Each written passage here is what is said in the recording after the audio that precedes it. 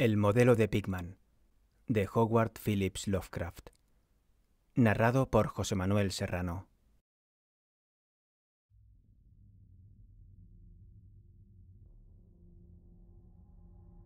No tienes que pensar que estoy loco, Elliot. Muchos otros tienen prejuicios más raros que este. ¿Por qué no te ríes del abuelo de Oliver que no quiere ir en coche? Si no me gusta ese maldito metro, es asunto mío. Y de todos modos llegamos más rápido en el taxi. Habríamos tenido que subir la colina desde Park Street si hubiéramos cogido el coche. Sé que estoy más nervioso que cuando me viste el año pasado, pero no hace falta que hagas una clínica por ello. Hay muchas razones, Dios lo sabe, y me imagino que tengo suerte de estar cuerdo. ¿Por qué el tercer grado? No solías ser tan inquisitivo. Bueno, si tienes que oírlo, no sé por qué no habrías de hacerlo. Tal vez debas hacerlo, porque me escribiste como un padre afligido cuando supiste que había empezado a dejar el club de arte y a alejarme de Pigman. Ahora que ha desaparecido, voy al club de vez en cuando, pero mis nervios ya no son lo que eran. No sé qué ha sido de Pigman, y no me gusta adivinar. Podría haber supuesto que tenía alguna información privilegiada cuando lo dejé, y por eso no quiero pensar dónde ha ido. Dejemos que la policía encuentre lo que pueda. No será mucho a juzgar por el hecho de que aún no saben del viejo local de North End que contrató con el nombre de Peters. No estoy seguro de poder volver a encontrarlo yo mismo. No es que lo intente, ni siquiera a plena luz del día. Sí sé, o me temo que sé, por qué lo mantuvo. Estoy llegando a eso. Y creo que entenderá antes de que termine por qué no se lo digo a la policía. Me pedirían que les guiara, pero no podría volver allí aunque conociera el camino. Había algo allí, y ahora no puedo usar el metro, y también puedes reírte de esto, bajar a los sótanos. Debería saber que no dejé a Pigman por las mismas razones tontas que las viejas quisquillosas como la doctora Reid o Joe Minot o Rosworth. El arte mórbido no me escandaliza, y cuando un hombre tiene el genio que tenía Pigman, siento que es un honor conocerlo, sin importar la dirección que tome su obra. Boston nunca tuvo un pintor más grande que Richard Upton Pigman. Lo dije al principio y lo sigo diciendo. Y tampoco me desvié ni un ápice cuando mostró aquel Ghoul Feeding.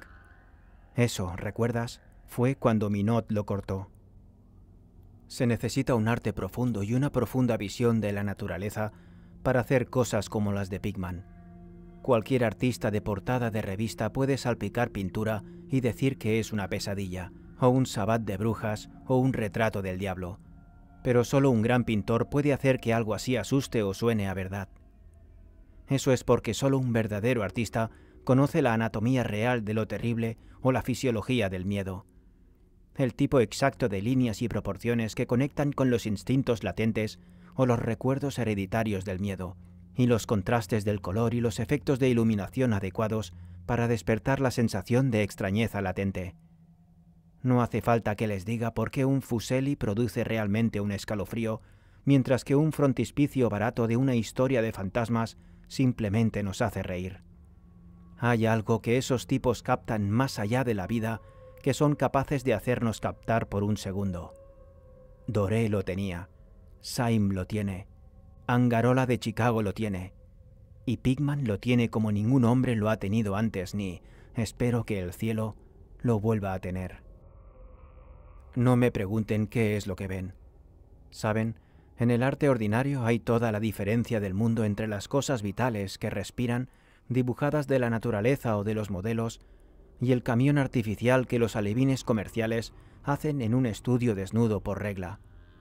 Bueno, debería decir que el artista realmente extraño tiene un tipo de visión que hace modelos, o convoca lo que equivale a escenas reales del mundo espectral en el que vive.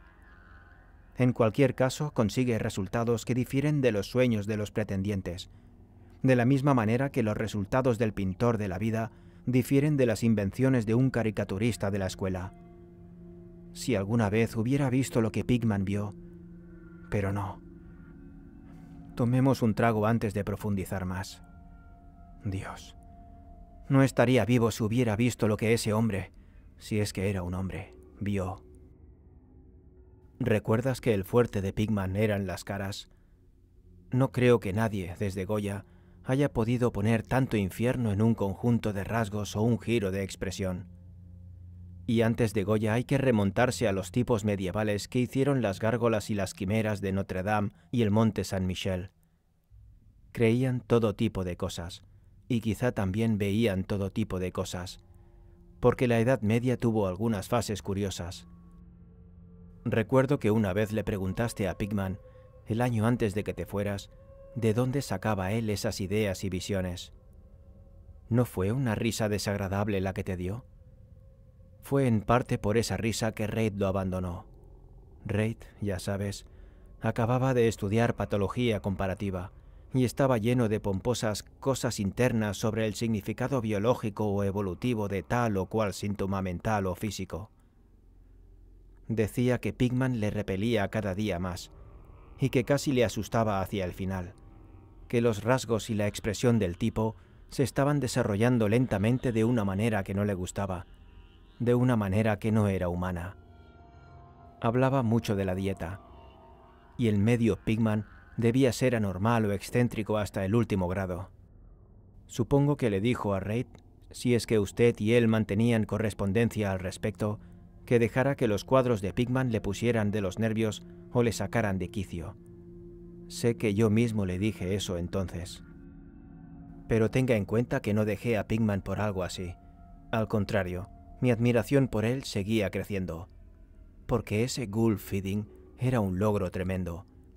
Como sabes, el club no quiso exponerlo, y el Museo de Bellas Artes no lo aceptó como regalo, y puedo añadir que nadie quiso comprarlo. Así que Pigman lo tuvo en su casa hasta que se fue. Ahora su padre lo tiene en Salem. Ya sabes que Pigman procede de la vieja estirpe de Salem, y que tuvo un antepasado brujo ahorcado en 1692. Me acostumbré a visitar a Pigman con bastante frecuencia, sobre todo cuando empecé a tomar notas para una monografía sobre el arte extraño. Probablemente fue su trabajo el que me metió la idea en la cabeza, y en cualquier caso me parecía una mina de datos y sugerencias cuando llegué a desarrollarla. Me enseñó todos los cuadros y dibujos que tenía, incluidos algunos bocetos a lápiz y tinta que, según creo, habrían hecho que le echaran del club si muchos de los socios los hubieran visto. En poco tiempo me convertí casi en un devoto, y escuchaba durante horas, como un colegial, las teorías artísticas y las especulaciones filosóficas lo suficientemente descabelladas como para que le dieran la razón en el manicomio de Danvers. Mi adoración por el héroe, unida al hecho de que la gente en general empezaba a tener cada vez menos trato con él, hizo que se volviera muy confidencial conmigo. Y una noche me insinuó que si era bastante reservado y no demasiado aprensivo, podría mostrarme algo bastante inusual, algo un poco más fuerte que todo lo que tenía en la casa. Ya sabes, dijo, que hay cosas que no encajan en Newbury Street, cosas que no tienen cabida aquí, y que de todos modos no pueden concebirse aquí. Mi trabajo consiste en captar los matices del alma, y no los encontrarás en un conjunto de calles artificiales en un terreno artificial. Back Bay no es Boston. No es nada todavía, porque no ha tenido tiempo de recoger recuerdos y atraer a los espíritus locales. Si hay fantasmas aquí, son los fantasmas domesticados de un pantano salado y una cala poco profunda. Y no quiero fantasmas humanos, los fantasmas de seres lo suficientemente organizados como para haber contemplado el infierno y conocer el significado de lo que vieron. El lugar donde debe vivir un artista es el North End. Si algún esteta fuera sincero, soportaría los barrios bajos por el bien de las tradiciones masivas. Dios, hombre, ¿no te das cuenta de que lugares así no se hicieron simplemente, sino que crecieron? Generación tras generación vivieron y sintieron y murieron allí, y en días en que la gente no tenía miedo de vivir y sentir y morir. ¿No sabes que había un molino en Copp's Hill en 1632? y que la mitad de las calles actuales estaban trazadas en 1650? Puedo mostrarte casas que han aguantado 2 siglos y medio, y más. Casas que han sido testigos de lo que haría que una casa moderna se convirtiera en polvo. ¿Qué saben los modernos de la vida y de las fuerzas que hay detrás de ella? Usted llama a la brujería de Salem un delirio, pero apuesto a que mi 4 veces tatarabuela podría haberle contado cosas. La colgaron en Hallows Hill, con Cotton Mather mirando santamente. Mather, maldita sea. Tenía miedo de que alguien consiguiera liberarse de esa maldita jaula de monotonía. Ojalá alguien le hubiera hechizado o chupado la sangre por la noche. Puedo mostrarle una casa en la que vivía, y puedo mostrarle otra en la que tenía miedo de entrar a pesar de toda su fina palabrería. Sabía cosas que no se atrevía a poner en esa estúpida Magnalia, o en esa pueril Maravillas del Mundo Invisible. Mira, ¿sabes que todo el North End tuvo una vez un conjunto de túneles que mantenían a ciertas personas en contacto con las casas de los demás y el cementerio y el mar? Que persigan, y persigan por encima de la tierra. Todos los días ocurrían cosas a las que no se podían llegar, y por la noche se oían voces que no podían localizar. De 10 casas construidas antes de 1700 y que no se han movido desde entonces, apuesto a que en 8 puedo mostrarte algo extraño en el sótano. Apenas hay un mes en el que no leas que los obreros han encontrado arcos tapizados y pozos que no conducen a ninguna parte en este o aquel lugar antiguo a medida que van bajando. Podrías ver uno cerca de Hangman Street desde el elevado el año pasado. Había brujas y lo que invocaban sus hechizos, piratas y lo que traían del mar, contrabandistas, corsarios, y te digo que la gente sabía cómo vivir y cómo ampliar los límites de la vida en los viejos tiempos.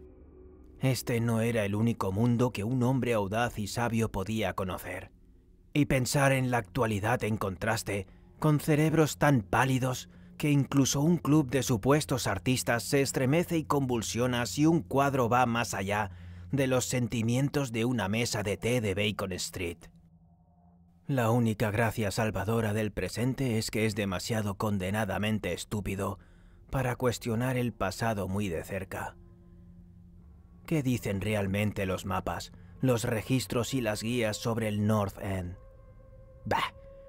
En una conjetura te garantizo que te llevaré a 30 o 40 callejones y redes de callejones al norte de la calle Prince que no son sospechados por 10 seres vivos fuera de los extranjeros que los pululan. ¿Y qué saben esos dagoes de su significado? No, Thurber. Estos antiguos lugares sueñan magníficamente y rebosan de maravillas y terror y escapan de lo común. Y sin embargo no hay un alma viviente que los entienda o aproveche. O mejor dicho, solo hay un alma viva, pues no he estado escarbando en el pasado por nada. Mira, a ti te interesan este tipo de cosas. ¿Y si te dijera que tengo otro estudio allá arriba, donde puedo captar el espíritu nocturno del horror antiguo y pintar cosas que ni siquiera se me ocurren en Newbury Street? Naturalmente no se lo digo a esas malditas solteronas del club. Con Reid, maldito sea, susurrando incluso que soy una especie de monstruo lanzado al tobogán de la evolución inversa. Sí, Thurber, hace tiempo que decidí que hay que pintar el terror además de la belleza de la vida. Así que hice algunas exploraciones en lugares donde tenía razones para saber que vive el terror. Tengo un lugar que no creo que hayan visto nunca 3 nórdicos vivos aparte de mí. No está muy lejos de lo elevado en cuanto a distancia, pero está a siglos de distancia en cuanto a alma. La tomé por el extraño y viejo pozo de ladrillos en el sótano, uno de los que te conté. La choza está casi derrumbada para que nadie más viva allí, y odiaría decirte lo poco que pago por ella. Las ventanas están tapiadas, pero eso me gusta mucho más, ya que no quiero la luz del día para lo que hago.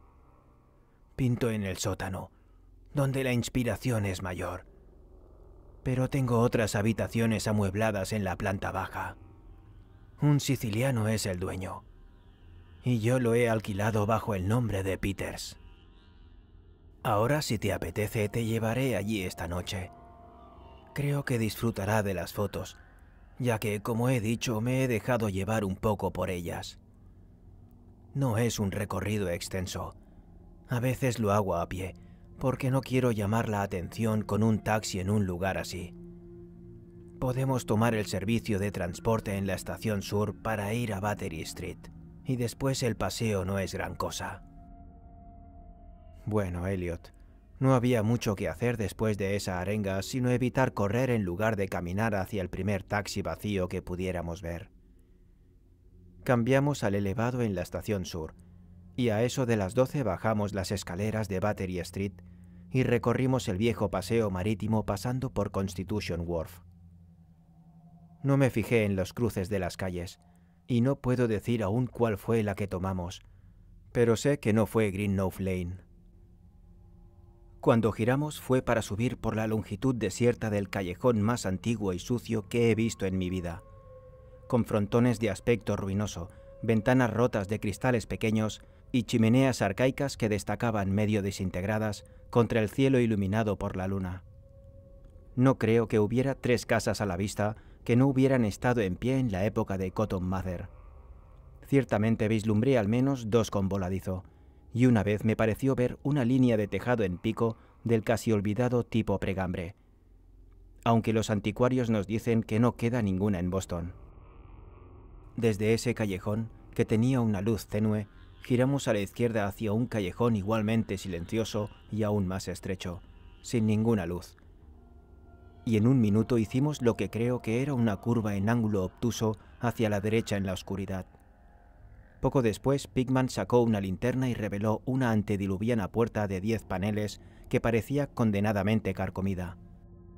Al abrirla, me condujo a un pasillo estéril con lo que en su día fue un espléndido revestimiento de roble oscuro, sencillo, por supuesto, pero emocionantemente evocador de los tiempos de Andros y Phipps y la brujería. Luego me hizo pasar por una puerta a la izquierda, encendió una lámpara de aceite y me dijo que me sintiera como en casa. Ahora, Elliot, soy yo lo que el hombre de la calle llamaría bastante duro, pero confesaré que lo que vi en las paredes de esa habitación me dio mala espina. Eran sus cuadros, ya sabes, los que no pudo pintar ni mostrar en Newbury Street. Y tenía razón cuando dijo que se había dejado llevar. Toma, bebe otro trago. Necesito uno de todos modos. Es inútil que intente explicarles cómo eran, porque lo horrible, el horror blasfemo, la increíble repugnancia y el horror moral se debían a simples toques más allá del poder de las palabras para clasificarlos. No había nada de la técnica exótica que se ve en Sydney Syme, nada de los paisajes transsaturnos y los hongos lunares que Clark Ashton Smith utiliza para congelar la sangre.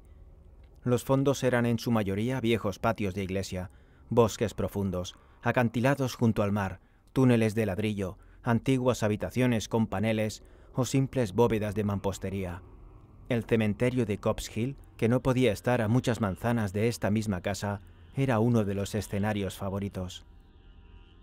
La locura y la monstruosidad residían en las figuras del primer plano, ya que el arte mórbido de Pigman era sobre todo un retrato demoníaco. Estas figuras rara vez eran completamente humanas, pero a menudo se acercaban a la humanidad en mayor o menor grado. La mayoría de los cuerpos, aunque más o menos bípedos, tenían una inclinación hacia adelante y un aspecto vagamente canino. La textura de la mayoría era una especie de goma desagradable. Ahora puedo verlos. Sus ocupaciones... Bueno, no me pidas que sea demasiado preciso. Normalmente se alimentaban, no diré de qué. A veces se mostraban en grupos en cementerios o pasajes subterráneos, y a menudo parecían luchar por su presa, o más bien por su tesoro. Y qué maldita expresividad daba Pigman a veces a los rostros sin vista de este botín de carnicería. De vez en cuando las cosas se mostraban saltando a través de las ventanas abiertas en la noche, o en cuclillas sobre los pechos de los durmientes preocupándose por sus gargantas. Un lienzo mostraba a un grupo de ellos aullando en torno a una bruja ahorcada en la colina de la Horca, cuyo rostro muerto guardaba un estrecho parentesco con el suyo. Pero no piensen que fue todo ese horrible asunto del tema y el escenario lo que me hizo desfallecer. No soy un niño de 3 años, y ya había visto mucho de esto antes. Fueron los rostros, Elliot. Esos rostros malditos que miraban de soslayo y salían del lienzo con el mismo aliento de la vida. Por Dios, hombre, realmente creo que estaban vivos. Ese mago nauseabundo había despertado los fuegos del infierno en el pigmento, y su pincel había sido una varita que engendraba pesadillas. Dame esa jarra, Elliot.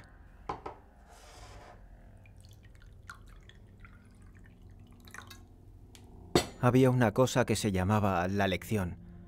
Dios me libre de haberla visto. Escuche, ¿puede imaginarse un círculo de cosas sin nombre, parecidas a perros en el patio de una iglesia, enseñando a un niño pequeño a alimentarse como ellos? El precio de un mutante, supongo. Ya sabes el viejo mito de cómo la gente rara deja sus engendros en cunas a cambio de los bebés humanos que roban. Pigman estaba mostrando lo que les ocurre a esos bebés robados, cómo crecen, y entonces comencé a ver una horrible relación en los rostros de las figuras humanas y no humanas. En todas sus gradaciones de morbosidad, entre lo francamente no humano y lo degradadamente humano, estaba estableciendo un vínculo y una evolución sardónicos. Las cosas perros se desarrollaron a partir de los mortales. Y apenas me pregunté qué hacía con sus propias crías que se quedaban con la humanidad en forma de mutantes, mi ojo captó una imagen que encarnaba ese mismo pensamiento. Era el de un antiguo interior puritano. Una habitación con vigas gruesas, con ventanas enrejadas, una silla y torpes muebles del siglo XVII, con la familia sentada alrededor mientras el padre leía las escrituras.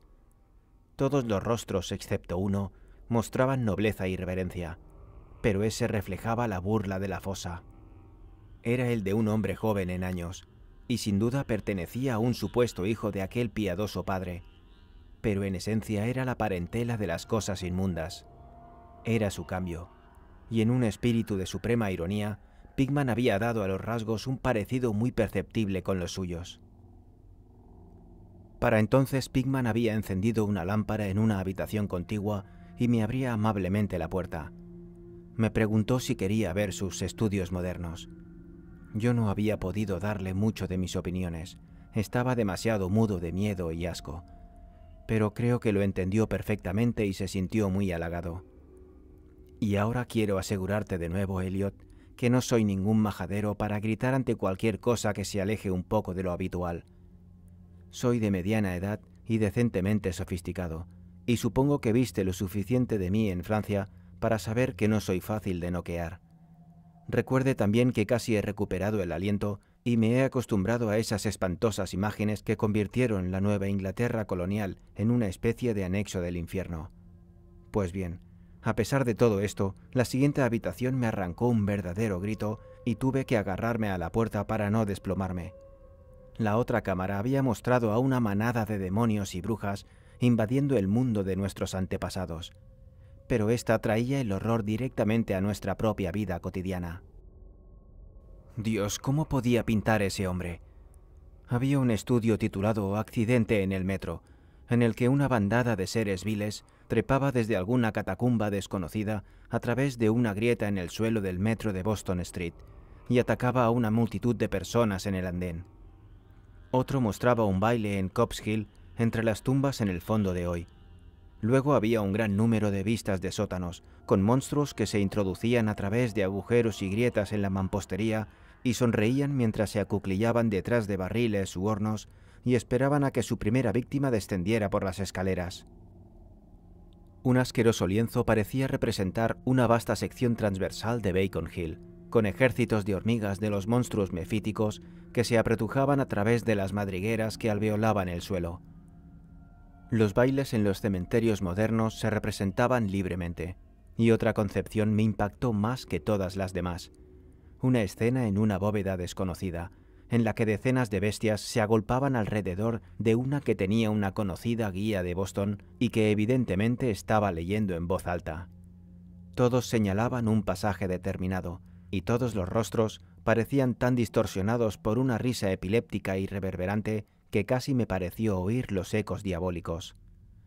El título del cuadro era Holmes, Lowell y Longfellow yacen enterrados en Mount Auburn.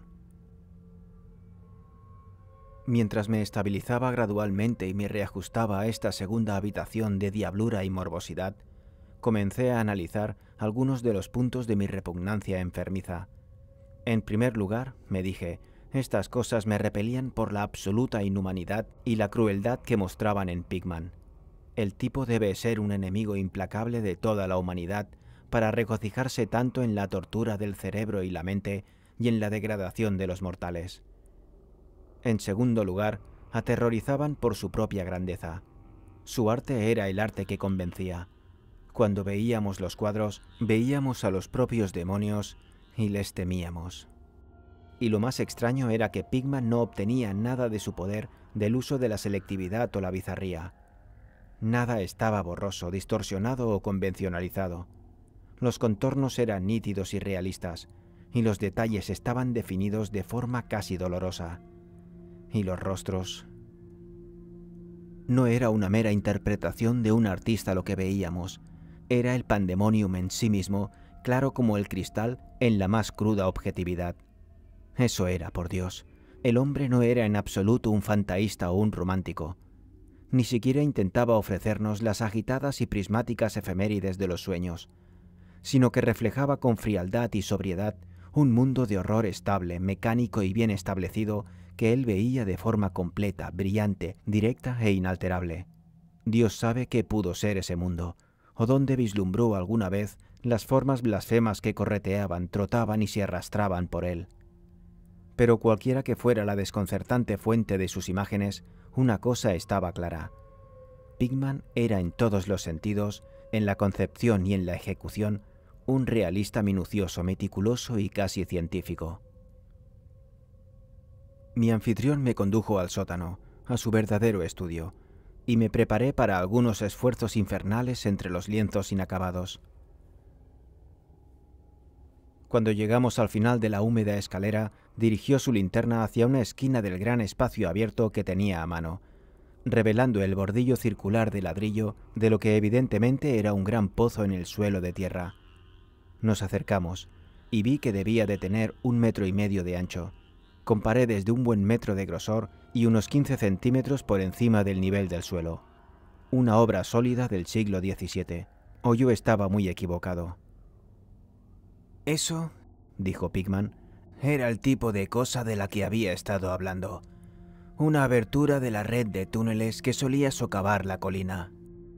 Me fijé ociosamente en que no parecía estar tapiado, y que un pesado disco de madera formaba la aparente cubierta. Al pensar en las cosas con las que debía estar conectado este pozo si las locas insinuaciones de Pickman no hubieran sido mera retórica, me estremecí ligeramente. Luego me volví para seguirle y subir un escalón, y atravesar una estrecha puerta que daba a una habitación de buen tamaño, provista de un suelo de madera y amueblada como un estudio. Un equipo de gas acetileno daba la luz necesaria para trabajar.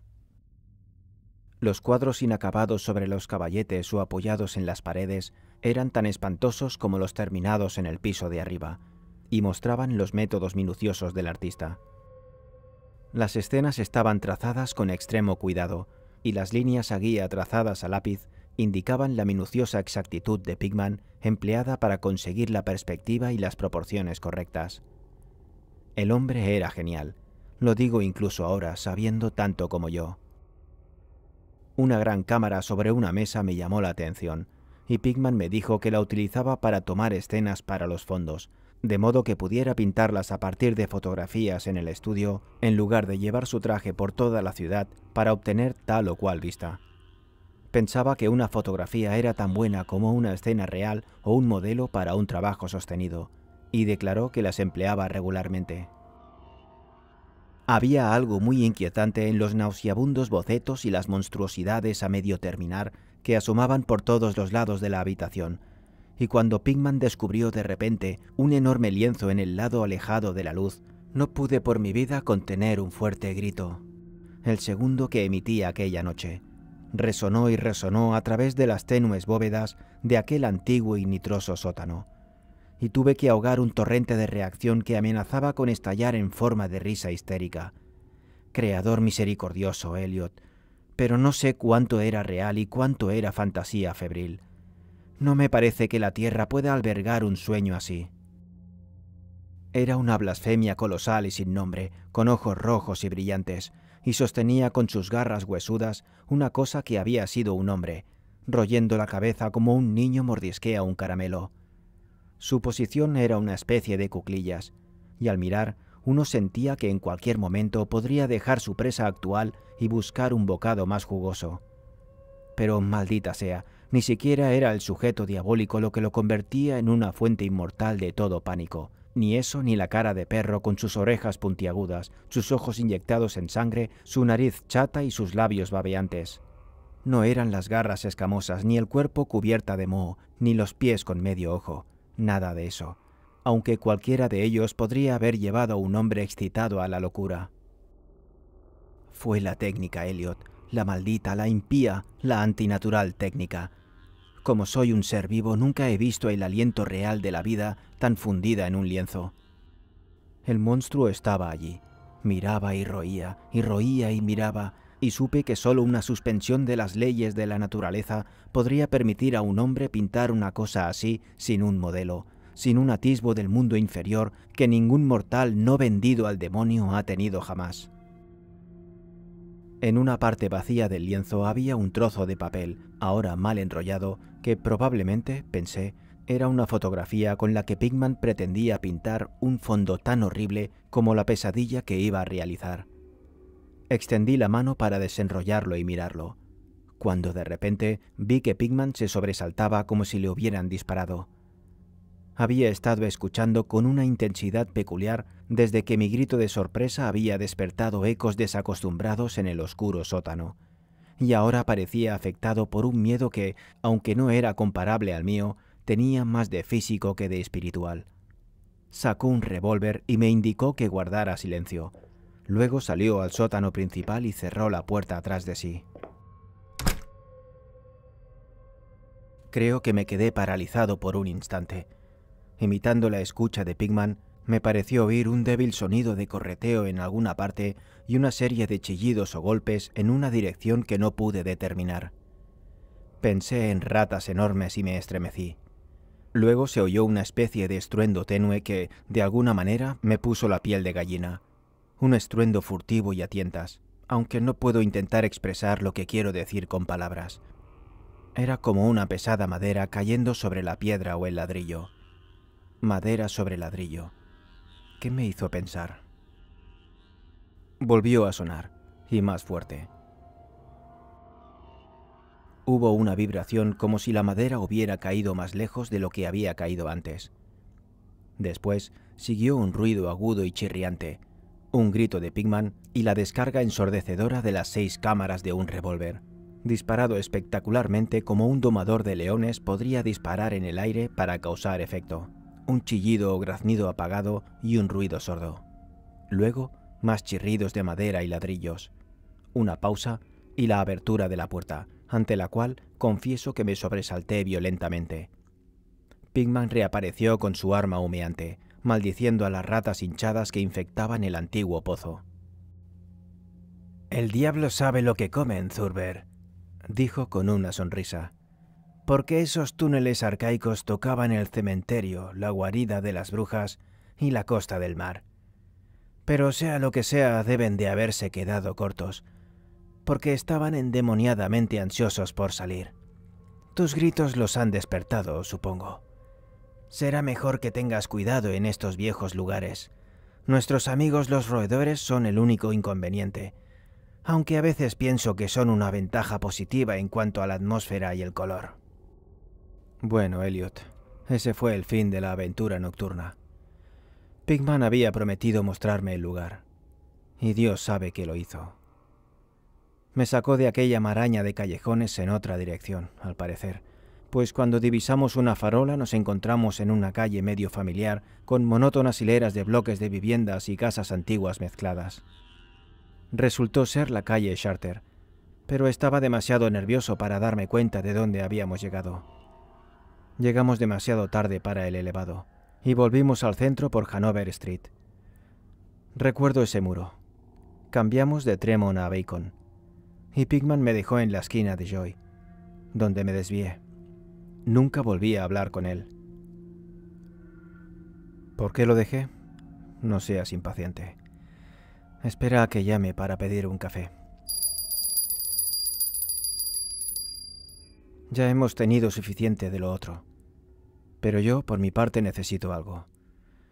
No fueron las pinturas que vi en ese lugar, aunque juraría que fueron suficientes para condenarlo al ostracismo en 9/10 partes de los hogares y clubes de Boston. Y supongo que no te preguntarás ahora por qué tengo que mantenerme alejado de los subterráneos y los sótanos. Fue algo que encontré en mi abrigo a la mañana siguiente. Ya sabes, el papel enroscado que estaba clavado en el espantoso lienzo del sótano. Lo que pensé que era una fotografía de alguna escena que pretendía utilizar como fondo para ese monstruo. El último susto me lo llevé mientras trataba de desenroscarlo y parece que lo había arrugado en el bolsillo. Pero aquí está el café. Tómalo solo, Elliot, si eres prudente. Sí, ese papel fue la razón por la que dejé a Pickman.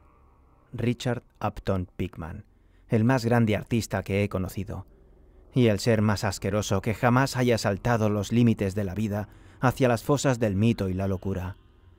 El viejo Elliot Reid tenía razón. No era estrictamente humano. O bien había nacido en una sombra extraña, o había encontrado la manera de abrir la puerta prohibida. Ahora da igual, porque ha vuelto a la fabulosa oscuridad que tanto le gustaba frecuentar. Toma, pon en marcha el candelabro. No me pidas que te explique, ni siquiera conjetures sobre lo que quemé. Tampoco me preguntes qué hay detrás de ese revuelto de topos que Pickman se empeñaba en hacer pasar por ratas. Hay secretos, ya sabes, que podrían venir de los tiempos de Salem. Y Cotton Mather cuenta cosas aún más extrañas. Ya sabes que las pinturas de Pickman eran condenadamente reales, y que todos nos preguntábamos de dónde había sacado esas caras. Bueno, ese papel no era una fotografía de ningún fondo después de todo. Lo que mostraba era simplemente el ser monstruoso que estaba pintando en ese horrible lienzo. Era el modelo que estaba utilizando, y su fondo era simplemente la pared del estudio del sótano con todo detalle. Pero, por Dios, Elliot, era una fotografía del natural.